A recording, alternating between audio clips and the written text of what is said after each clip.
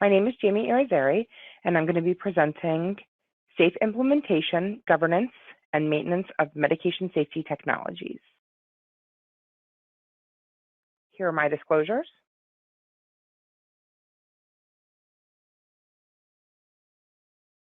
These are the learning objectives that will be covered in this presentation.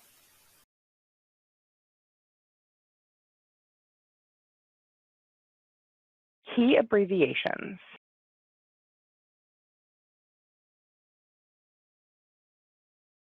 Your self-assessment question for this module is, a failure mode and effects analysis, FMEA, should be conducted after implementation of new medication safety technology to measure the failure modes that have occurred since go live.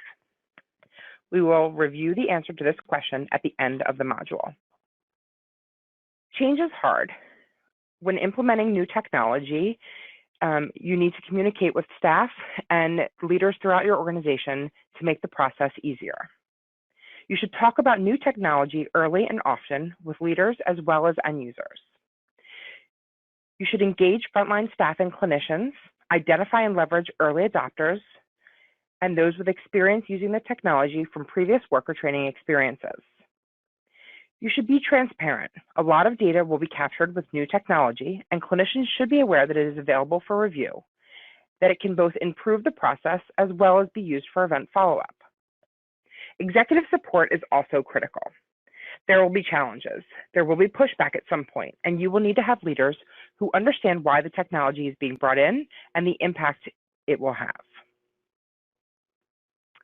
There are some important steps to include before go live for any new technology. These include literature reviews, benchmarking with peer institutions, and site visits if appropriate, a thorough review of the current processes in your institution and how they'll be impacted by the new technology, testing, and simulation. There are also unintended consequences when you integrate new technology. They impact workflows. There can be upstream or downstream processes impacted, as well as billing. These are all things that you should consider when implementing new technology. Prior to beginning a project to implement technology, you're going to need to establish a multidisciplinary work group. This group will be responsible for the safe implementation of the technology, but team members should be aware that meetings don't stop after go live. Ongoing optimization, maintenance, upgrades, and data evaluation will continue long after the technology has been implemented. You want to make sure that you have leaders as well as frontline clinicians who can speak to the day-to-day process. Listed here is an example of team members that you should consider for any medication safety technology implementation. You also want to remember that you should work closely with the vendors as they're the experts in their product. A failure modes and effects analysis, or FMEA, is a tool that is used to assess risk of failure and harm in a process. It is a helpful tool when used before a new medication safety technology is implemented. The team begins by creating a detailed process map showing all of the steps of their current process. Those steps are each then added to an FMEA scoring tool for review and discussion with the team to identify the failure modes and effects. The team will then score each step and create a list of actions to reduce the occurrence of each potential failure. This process is useful to review the future process as well to see if implementing the new technology reduces the occurrence of failures that have been identified with their current process. Here's an example of failure effects or consequences of the fail modes identified from an FMEA that was conducted on the preparation of IV syringe medications in the pharmacy. This FMEA was done in the early stages of project planning for the implementation of an IV robot, so they began with reviewing their current state failure effects. Note that incorrect medication dose and contamination of critical sites can both have significant patient consequences, which would equate to a high-risk priority number in an FMEA. After completing the FMEA, the team reviewed the fail modes and effects and drafted a document that showed how the implementation of an IV robot would reduce the occurrence of the current failures. Creating an ISO 5 compounding environment, UV light sterilization, and interfacing with the electronic health record are a few highlights the team captured of the future state. Best practice number 11 on the ISMP 2018-2019 Targeted Medication Safety Best Practices for Hospitals is focused on the same process, compounding sterile preparations. The future state processes that support hospitals in meeting this best practice are noted with an asterisk, including barcode verification of all products, recording images of all products as part of the audit and verification process, and verification of specific gravity and weight before and after every fluid transfer. Before rolling out a technology, pre-implementation testing should be done. There are two types of pre-implementation testing. One is IS or project team testing. The second is end user testing. They're both vital to the process and neither should be skipped. So first we're going to talk about information systems and project team testing. So what is this testing? Well, this testing is everything. There's no such thing as too much testing. Test it once, test it twice, test it more. It doesn't matter how much testing you do in a development or test environment. It still isn't the same as a live clinical environment, but it can help you anticipate what some of those challenges will be at go live. You want to leverage process maps and proposed workflows to conduct testing to find discrepancies and to test redundancies in the systems. You want to test both standard workflows as well as unique or advanced issues that may arise. Where should this testing occur? It should occur at any site the technology will be used. You want to verify the buildings, the towers, the offices, anywhere it will be used, especially if it is dependent on a wireless server or network. If any issues are detected with the wireless network, a remediation plan with additional testing must be put into place before go live. For devices that travel, such as infusion pumps, devices should also be moved while testing to test the infrastructure and locations that patients would travel. This testing should be ongoing and periodic. It should occur from the moment the basic system is up and running until go live. If IS is not located on the main hospital campus, consider options for off-site or virtual testing. This type of testing helps identify improvements to prepare for end-user testing and training. This sort of ongoing testing allows the team to make immediate modifications to the process when issues are identified. The second type of pre-implementation testing is end-user testing. This should include clinical representatives from different care areas that will utilize the technology. In order to get clinician buy-in, you want to have the system working close to what it will be like at go live before you conduct end-user testing. This includes having equipment with hospital build, utilize barcodes, sample products, etc. You want it to be as close to what it will be like with go live as possible. If the project team performs sufficient testing, end-user testing should be mostly about confirming that the workflows that were designed integrate well into clinicians' work environments. You should consider how to get the most input from clinicians during this phase of testing. That includes having a focused day of testing or having teams that can travel around the hospital for just-in-time testing. It's important to time end-user testing early enough in the process that you can make changes to policies, procedures, and training materials based on their feedback.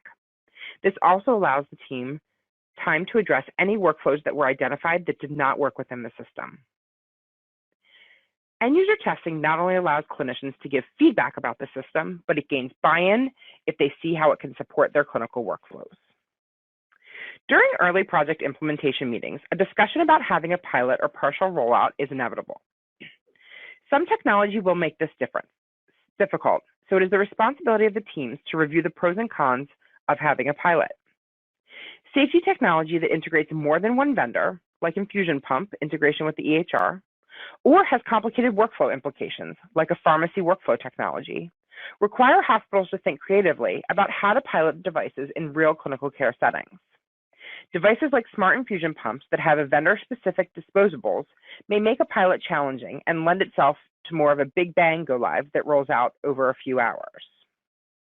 Other technology, like automated dispensing cabinets, may take days or weeks to be implemented in all locations due to their complexity, so they allow for a more natural roll and go live that may act similar to a pilot. One of the major advantages of doing a pilot is that you can focus your IS and project team resources on a small focused area to identify and mitigate issues. If you're not doing a pilot and plan to roll out multiple locations at the same time, plan accordingly to ensure that there are support resources at all locations. Prior to rollout, there are some requirements that you should have figured out. You should have all of your end user testing issues identified and resolved. You should ensure that end user and super user education is complete, and you should have designed what your go live plan is going to look like. You want to make sure that the team has a plan for when and how to escalate concerns. Command centers can be hard to determine how long they need to be open for. It's always better to have resources scheduled and to close a command center early than to scramble to find resources at the last minute. Talk to project managers at your hospital who have led similar implementations to get an idea of an appropriate amount of time that your command center should remain open. Individual departments should be given guidance on super user structure and support. Usually 10 to 15% of clinicians on a team should be designated as super users. They should be scheduled to cover all shifts for the first few days and may need to be a dedicated resource out of patient care for the first few days or shifts. Establish a plan to send quick and routine updates to unit-based leadership and super users. The command center should have a list of those resources available along with how to get a hold of them. Organization and communication are the keys to successful go-lives. During go-live, the command center should be staffed by super users and the multidisciplinary support team, including IS, biomed, and pharmacy. Any major incidents need to be escalated to the appropriate leadership teams for awareness and in order to secure the appropriate resources to mitigate the issue. For issues that are significant enough that patient safety may be compromised, the team needs to evaluate if it is safe to continue with the rollout. With any technology implementation, compliance and appropriate use can be difficult to evaluate. Data that is collected by the vendor or the electronic health record, if it's integrated, should be evaluated in real time so that unreported issues may also be discovered and workarounds that develop early can be identified. This is just the beginning of your data journey. Data is essential to evaluate the success of a medication safety technology implementation, but it can't stop there. Teams can use vendor-supplied reports, reports created by internal data analytics teams, or a combination of the two. It is important to look at overall compliance, overrides, and near-miss events to get an idea of how the technology is being used. It is also important to look at differences in compliance and usage across areas. Consider sorting the data by units within a hospital, hospitals within a system, and vendors within a system if differences exist. Are the number of alerts appropriate? Are they being overridden, or is the alert causing the clinician to make a change? If there's an excessive amount that could be causing alert fatigue, or they're the same alert that fires every time a workflow is done, the technology alert threshold settings may need to be adjusted. With ongoing data evaluation, consider workflow changes, policies and procedures that may need to be updated, and future education that would need to occur. Teams should also work closely with finance and billing departments to review the impact that new technology may have, such as automating dispensing cabinets, CPOE, and infusion pump integration. Data by itself is useless. Data is only useful if you apply it. An example of a technology with large amounts of data are smart infusion pumps. Teams must consider the time and resources that will be required for review and analysis of pump data on a monthly basis. This should ideally be done with members of pharmacy and nursing and presented to a large committee or team to review recommendations and changes. Hospitals should establish organizational baseline and benchmark values for a variety of metrics, including compliance rates with use of smart pump, number and types of alerts and medications, number and frequency of alerts overridden, and percent of alerts resulting in reprogramming. A process should also be put in place to review internal and external information about adverse events, close calls, hazardous conditions, and recalls to improve the safety of smart infusion pumps. Hospitals need to dedicate teams and resources to clinical content management. With new technology, content may need to be managed daily and weekly and transition to monthly or quarterly over time as the technology becomes the standard. Consider what your EHR looked like when you went live and how it looks today. How is it impacted by clinician requests, patient safety events, data review and optimization? What impact have software and version upgrades had on your EHR since you went live? How can you as a system or a hospital transition from reactive changes to proactive changes? We suggest participation in vendor user groups, professional organization listservs, and webinars to share experiences. And based on data trends, you want to evaluate potential changes to clinical workflow and review and modify related policies, procedures, and education. An ISMP best practice alert includes seeking out and using information about medication safety risks and errors that have occurred in other organizations outside your facility and take action to prevent similar errors. A few examples of a technology that require frequent clinical content management is CPOE medication orders and the use of BUDs with EHRs and pharmacy workflow managers. In the first example, pharmacies have to create a way to manage CPOE orders each time that clinical information is updated or with regular formulary class reviews. The second example, which is updating beyond use dates, BUDs, in Pharmacy Workflow Manager and CPOE. When more than one vendor or technology type is used, you must assess limitations of both and ensure that you create solutions that would work across the board. Consider the medication cytarabine, which has a number of different types of preparations. In order to set default BUDs for each preparation, strict concentration limits were used. Products that require refrigeration versus room temperature storage are another example of information that needs to be monitored as a component of clinical content management. We're now going to discuss some specific challenges related to medication safety technology. The first one is alert fatigue. Anyone who's used any technology is aware of the impact that alert fatigue can have on an end user, as this is not a problem that is unique to medication safety technology. The use of clinical decision support oversight committees can help address both current and proposed interruptive alerts, as well as work with teams considering alerting options that may be non-interruptive or less interruptive to a workflow. An evaluation of any alert should consider what role or roles are impacted and what triggers such an alert. An example of alert fatigue is related to drug-drug interactions in the EHR.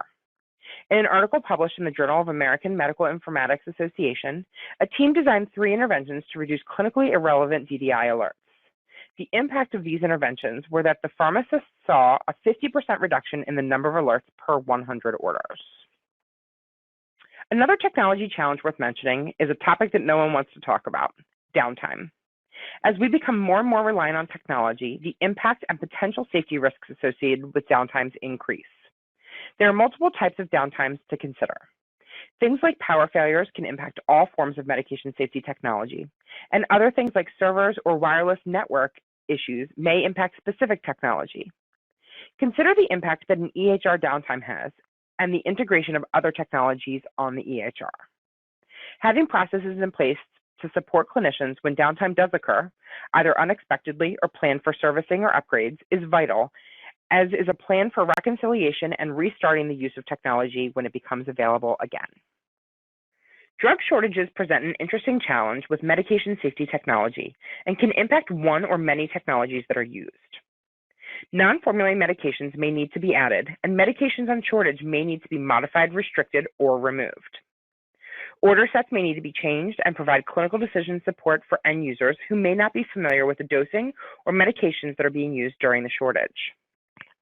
Last year at our organization, like many others, we had a shortage of calcium gluconate that required a short-term change to calcium chloride. Our team took multiple steps in order to ensure the safe administration of this medication to patients. The EHR required new medication orders to be built and placed in all order sets. We created a new best practice alert to guide clinicians on the drug shortage plan. We discontinued and reordered all active calcium gluconate orders and changed them to calcium chloride orders. Our IV robots require stability testing for new NDCs, and an evaluation had to be done to figure out if that technology would become unusable with the new product due to lack of stability testing. Calcium chloride needed to be added in as an option to the Pharmacy Workflow Manager. In all of the ICUs, our automated dispensing cabinets had calcium gluconate replaced with calcium chloride.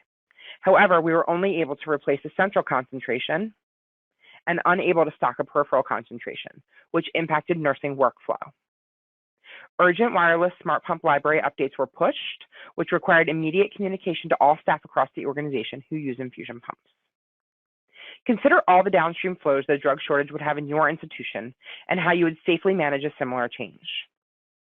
You also want to consider implications for when reverting back to your formulary product. Workarounds continue to be a challenge with technology. Clinicians can be creative, and workarounds can reduce the effectiveness of the medication safety technology. It is important to figure out if workarounds are happening, and if so, why they are happening. Direct observations are one of the best ways to assess workflow and identify workarounds. Is it related to clinicians? Was education rolled out effectively? Were there workflows that weren't addressed in training so clinicians weren't prepared with the right processes? Are there systems issues? Are our technology systems too rigid? Do they take away a clinician's ability to critically think? Has the system been set up for failure? An example is barcode medication administration. In BCMA, it is well documented that many hospitals encountered issues with clinicians printing additional patient ID bands so they could meet the requirement of scanning but not have to scan the actual patient. It's important to figure out why this occurred. Is it because they had wired scanners that didn't reach the actual patient, or because barcodes on the ID bands quickly deteriorated when they were worn by patients? Is it a few clinicians who chose to bypass the system, or is it all clinicians? The issue of overrides also crosses many safety technologies. The ability to override is oftentimes a necessary function for clinically appropriate scenarios. Patient care does not stop inappropriately.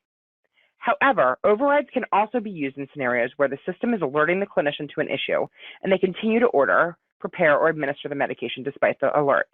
There's a fine balance between allowing overrides for when they're clinically necessary and having them used when they're inappropriate. For example, when using BCMA, if both the patient scan and the medication scan are overridden, you should consider two scenarios. In the first scenario, is the clinician willingly bypassing the full system? And if so, individual follow-up is most likely warranted. In the second scenario, is the availability or functioning of the scanner an issue? And if so, what is the plan to repair and fix broken scanners? In 2018, the Joint Commission added a new requirement to the medication management standard that requires an override assessment process for automated dispensing cabinets, as overrides as a patient safety concern continue to be a hot topic. Overrides are also frequently done in pharmacy workflow managers, especially for drugs not included in a database, and in CPOE, related to over-alerting of dose alerts, DDIs, and EMAR warnings. When a patient safety event related to medications occurs, data and information related to medication safety technology can be used to show compliance, alerting and overrides that may have occurred, as well as to document points in a timeline. It is important to keep in mind that clinicians should be aware of the data that is available when using technology, so that it is not secretive and thought of as punitive or that Big Brother is watching. In this case study, a patient was ordered a continuous morphine infusion to run at 0.05 milligrams per kilogram per hour via infusion pump. It was noted at shift handoff that the pump was actually programmed for 0.5 milligrams per kilo per hour. When the nurse was interviewed by the medication safety team, she was unsure of when the error occurred and how long the error had impacted the patient. Pump data was pulled by the biomedical team, who was able to confirm that the dose was programmed 3 hours earlier, which was the same time as the syringe and line change were documented in the EHR. The data also showed that the clinician received a soft but overridable alert for exceeding the maximum dose, and the clinician had overridden that alert. Now we're going to talk about managing device upgrades. Device updates may be required for certain types of technology, and the common example we're going to use here is a wireless infusion pump. For any device upgrade, you must have a communication plan that reaches all of the people who are going to be impacted by the update. You should have some sort of data set nomenclature. So, is there a version, such as a hospital version 5? Is there a date range, as in January through March of 2019? Is it the month that the data set has been updated, such as January 2019?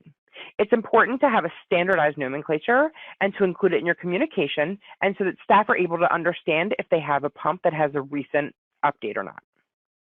The next thing you have to decide is how often and when to do device updates. This may impact your data set nomenclature.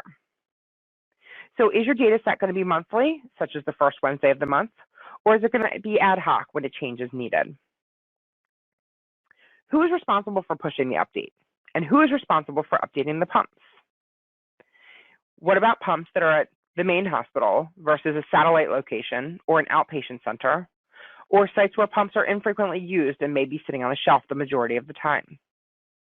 How do you locate and flag devices that have not been updated? And who monitors the percent of devices that are updated? You also need to have plans in place for when there is some sort of immediate high harm or impact that may need to be updated immediately, and how you can communicate and push that update to staff and the devices. Before you implement a medication safety technology, you should evaluate if that software would need to be updated and how often updates would be required. Before each software upgrade, you need to meet with the vendor and assess what the impact to workflow and patient care are, how much education and training will be required, what other systems will be impacted by the upgrade, what testing should be done prior to the upgrade, and is a downtime required for the software upgrade, and if so, how long will the downtime occur? Some upgrades are as simple as sending a communication to staff saying that a new version is coming and listing the few simple changes that may occur. Others require lengthy downtimes and may require hands-on education for staff. An example would be an electronic health record update. Some hospitals require downtime, others have redundant systems, and so it's pretty seamless to the staff. Some upgrades don't have much of an impact, and others have major changes. Smart pumps often have wireless software upgrades and occasionally need to have hardwire upgrades to every pump. It's also important to assess how you'd push the upgrade so that you know if you have the workforce and the time it's going to take to upgrade your pumps. Technology recalls present their own challenges. These are often communicated to directors of biomedical engineering, directors of pharmacy, or supply chain. Information can come from FDAs, vendors, the media, safety organizations such as ISMP, and other hospitals. The FDA has a medical device recall database that can be searched for any technology that your hospital may have or is planning to implement. When you're notified of a technology recall, you should determine the impact to the hospital and the system and have a varying response level depending. So is there a known or potential patient safety impact which has immediate intervention that is needed and may impact your ability to use this technology moving forward? Is there a potential intervention that might be necessary but doesn't impact the day-to-day operations of your organization? Or is this just awareness and is unlikely to impact patient care in the future? You also want to consider the impact that recalls or shortages of disposals may have on medication safety technology, for example, IV fluid shortage or syringe shortages. It's important to keep abreast of new technology. Ways to do this are to use nursing, pharmacy, and biomedical professional organizations at annual conferences. They often talk about emerging technologies or how hospitals have optimized existing technologies. There are multiple medication safety websites that you can use for reference, and they're listed here. They include ISMP, Medication Safety Officer site, ASHP, and AAMI. You can also use vendor information to learn about new technologies that they are specifically developing. We're now going to redo our self-assessment question. A failure mode and effects analysis, FMEA, should be conducted after implementation of new medication safety technology to measure the failure modes that have occurred since go live. The answer is false. A fail modes and effects analysis should be conducted prior to implementation of a new medication safety technology so that you can figure out what might occur and how you can mitigate those errors.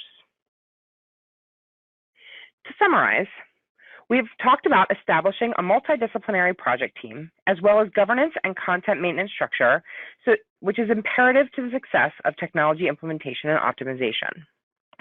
Data is essential to evaluate the success of a medication safety technology implementation and includes assessment of overall compliance, overrides, and near-miss events. A structured system, processes, and resources should be created for routine data analysis and clinical content management. Here are references that were used throughout this module for your review.